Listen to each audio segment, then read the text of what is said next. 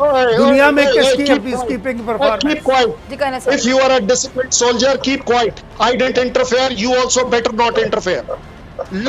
Learn how to no debate. You said कि आप पूछ Be on लें, a good team. मैंने इसलिए कहा है भाई, Be इसलिए कहा be है। a man. Be a man colonel to Shailendra, face आपने it. खुद क्या भारत एक बार फिर खित्ते के अमन को तबाह करने के लिए सरगर्म हो गया है? क्या भारत अपने अंदरूनी मसाइल से तवज्जो हटाने के लिए फिर कोई साजिश तैयार कर रहा है? भारत अपनी दिफाई जरूरियात से जायद हथियार क्यों खरीद रहा है? भारत का अपनी जंगी जरूरियात से बढ़कर असला खरीदने के पीछे आखिर मकासद क्या है? भारत की तरफ से हथियारों का हसूल खित्ते में ताकत के तवाजुन को खराब कर रहा है। पाकिस्तान हमेशा अमन का ख्वाहिशमंद रहा है, मगर भारत की जानिब से हमेशा कोई ना कोई, कैसे देख रहे हैं भारत अपनी दिफाई जरूरत से ज़्यादा हम देख रहे हैं कि हथियार खरीद रहा है, इतना पैसा हथियार पर लगा रहा है, अपने अंदर जो गुर्बत है, मसाइल है, उनको हल करने पर अगर भारत पैसा लगाए तो मेरे ख्याल से ज़्यादा बेहतर होगा। हम कह सकते हैं नरेंद्र मोदी जो है अब दोबारा ये जो भारत है ये कोई पुलवामा जैसा ड्रामा करने की तैयारियां कर रहे हैं पाकिस्तान के लिए। जी करें सर। ड्रामा तो ये शुरू से करते आ रहे हैं, और हमारी 73 साल जब से ज़िंदगी बनी है, जब से मार्ज़ वजूद में दोनों कंट्रीज़ बनी हैं, इंडिया और पाकिस्तान, उस वक़्त से लेकर आज तक हिंदुस्तान ने कोई मौका नहीं छोड़ा जिसमें हमें वो नुकसान पहुंचा सकता हो, और हमने कोई मौका नहीं छोड़ा जब तक कि हम दोस्ती का हाथ बढ़ाते हो। अभी रिसेंटली ये जो इस अशरे में जो पूरे में 10 साल में हुआ, वो क्या हुआ कि इनको ये लग गया कि चूंकि चारों तरफ इनके अमन था और पाकिस्तान के गिर्द एक जंग मुसलत कर दी गई थी दहशतगर्दी की, तो उसमें मैं अक्सर इनके प्रोग्रामों में पूछा भी करता था कि दहशतगर्दी की जंग पाकिस्तान तो लड़ ही रहा है, हम तो हजारों लोग दे रहे हैं। और मैंने कहा तुम एक बात मैं आज भी इंडिया वालों को ये कहता हूँ कि अपने दिल से मन से ये इच्छा निकाल दो कि पाकिस्तान को डोमिनेट कर लोगे, हम कहीं से भी कुछ हो जाएगा, आपकी डोमिनेशन का भी कबूल नहीं करेंगे।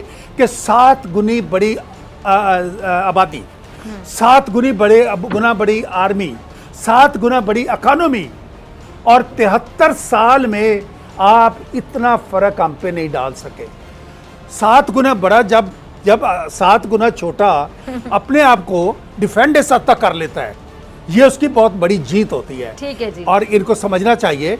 और अब जो लेटेस्ट कर रहे हैं फिजा डॉक्टर जी जी। ये जो अभी लेटेस्ट कर रहे हैं ना ये कर रहे हैं कि जो अब आपकी बातें सुन के कर्नल शैलेंद्र बहुत परेशान हो गए। अफगान अमन मैं साहब कह रहा हूँ, ये खुद मोदी के खिलाफ होंगे, मैं आपको बता रहा हूँ।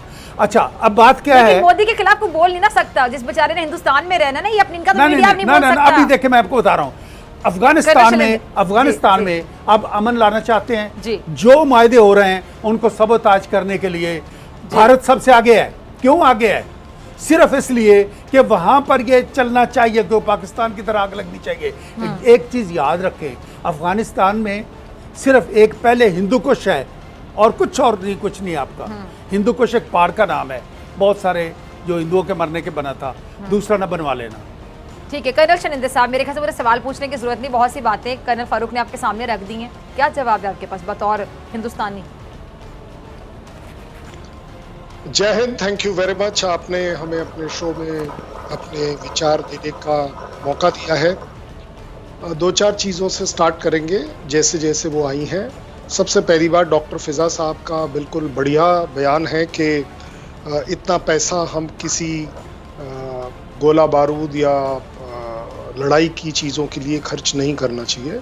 ये आपका सजेशन, ये आपका ऑब्जर्वेशन बहुत बढ़िया है।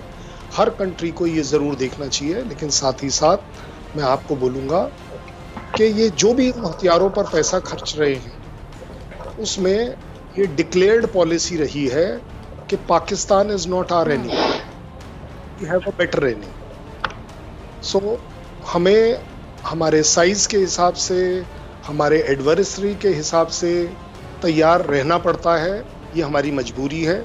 साथ ही साथ पाकिस्तान इसको सेलिब्रेट करना चाहिए कि यस, जिस भी दिन ज़रूरत पड़ेगी चाइना के खिलाफ, आप देखेंगे पाकिस्तान के साथ देने के लिए इंडिया खड़ा होगा, ये आप देखेंगे। जहाँ तक आपने एक अच्छी बात करी कि जुल्म और सितम बहुत हो रहे हैं, अगर दोनों डीजीएमओ साहब मिलकर एक सीज फायर डिक्लेयर करते हैं, अगर कोविड शील्ड हम आपके साथ शेयर करते हैं, और अगर इन्हीं को जुल्मों सितम कहना चाहिए, तो भगवान करे इस तरह के जुल्मों सितम और हो, और अच्छे हो, बढ़ चढ़ कर हो। आपने कहा कि 32 लाख लोगों को जाली तौर पर JNK में वो रजिस्टर कर दिया। कृपया कर वो रजिस्ट्रेशन की जो वेबसाइट है वो आपके यहाँ नीचे जरूर चलाइएगा। मैं भी अप्लाई कर देखूंगा, आप भी अप्लाई कर देखिएगा कि क्या उसमें कुछ कंट्रीब्यूशन हो भी पा रहा है कि नहीं, क्योंकि इस तरह की अफवाहें उड़ाना आपका हक है, लेकिन सच्चाई ये है कि इस तरह का कुछ हो नहीं रहा। क्योंकि अगर हो रहा होता तो कम से कम मुझे जरूर पता होता। मैं आपको सिर्फ यही कह पाऊँ। कर्नल साहब, ये तो मुझे बड़ा दुख हुआ जान के कि आप लोग सच्चाई को ऐसे डिनाई कर देते हैं। आप लोग कह देते हैं कि अफवाह, रूमर उड़ा दी गई, पाकिस्तान ने झूठ बोल दिया। भाई हमें कैसे झूठ बोलने की? आप तो इंटरनेशनली आप लोगों के खिलाफ आवाज उठा रहे हैं। लोग पूरी दुनिया, आलमी सतह पर कश्मीर में जो हो रहा है, उससे मैंने कहीं आपको इंटरफेरेंस नहीं किया। सिखों के साथ जो आप कर रहे हैं वहाँ पे, तो पड़ेगी। मैं सिखों पर भी आ जाऊंगा, आप मत चिंता करिए। मैं आपकी बात सुन रही हूँ, लेकिन मुझे इस बात पे एतराज है कर्नल साहब कि आपने कहा अफवाहें। एक मिनट ठहरे, कर्नल साहब मेरे सवाल का जरा जवाब दें। जो बात सबको नजर आ रही है, साफ है, सामने है, आप उसको अफवाह कह रहे हैं, रूमर कह रहे हैं, झूठ कह रहे हैं, कैसे? नहीं, मैंने तो झूठ कहा ही नहीं। अफवाह क्या होता है, रूमर क्या होता है? अफवाह किसे कहते हैं? अफवाह किसे कहते हैं? झूठी बात होती है ना, ऐसे कह दिया, हवा में तीर चला दिया, झूठ किसी के बारे में कह दिया। लॉट ऑफ डिफरेंस बिटवीन झूठ एंड अफवाह। लकीली मेरी डॉक्टरेट मुझे अब मिल गई है, तो मैं भी अच्छा, अफवाह का क्या, मेरी बात, अफवाह का मतलब क्या है? यानी आप सच्चाई को डिनाई कर रहे हैं। आप कह रहे हैं कि पाकिस्तान अफवाहें फैलाता है आप लोगों के बारे में। पूरी दुनिया इस टाइम पे भारत में जो माइनॉरिटी के साथ हो रहा है, पूरी दुनिया आवाज उठाने पर आ गई है। कहा, एक कर्नल फारूक साहब ने कहा कि ये ड्रामा पिछले 75 साल से चल रहा है कि हम हर जगह हर चीजें करते हैं। अगर उन 96,000 सोल्जर्स को छोड़ना ड्रामा था, क्या गलत कहा? कारगिल वॉर में आपके लोगों को छोड़ना ड्रामा था। मैं चाहूंगा इंडिया इस तरह कारगिल वॉर में कह रहे थे आपके लोगों को छोड़ना ड्रामा, जिससे कि को और आपके लोगों को उन सैनिकों की इज्जत करना आए कि यस, जिनको आप कभी ओन अप नहीं कर रहे थे। So that is where the problem is. जहां तक आपने बोला कि पूरे वर्ल्ड में हमारा जो काम हम करते नहीं है, आपको वैसे बता दूं, ये रिकॉर्ड पर है, United nation peace keeping force का मैक्सिमम जत्था वो इंडियन आर्मी से जाता है। अगर आप फारूक साहब को नहीं पता होगा तो ये वो जरा चेक भी कर सकते हैं।